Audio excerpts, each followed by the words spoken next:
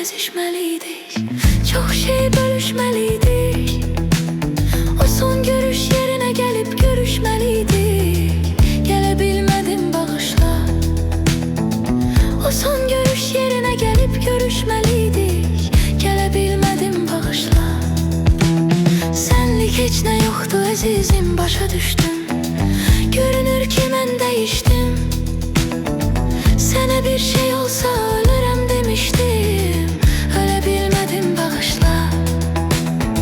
Sana bir şey olsa ölürüm demiştim. Ölebilmedim, bağışla.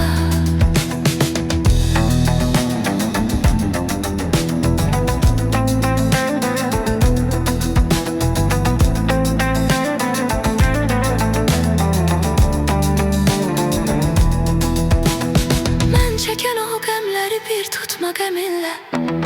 Ne olar bir məni dinle.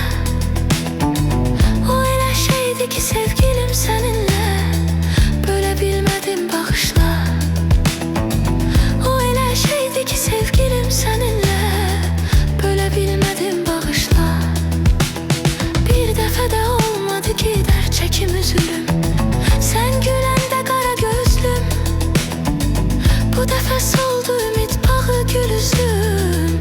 Gülebilmedim, bağışla. Bu dəfə soldu ümid bağı gül üzlüm. Gülebilmedim, bağışla.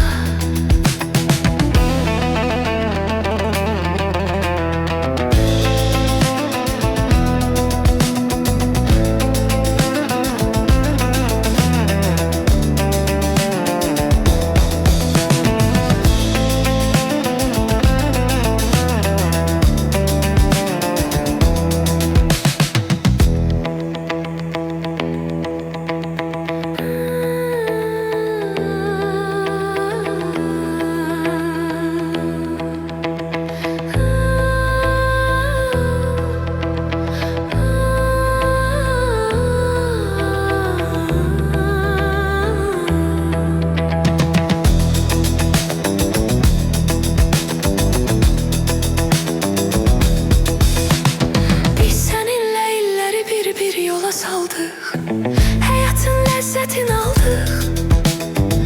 Ne rüzgar esti ki bu günlere kaldık. Bilebilmedim, bağışla.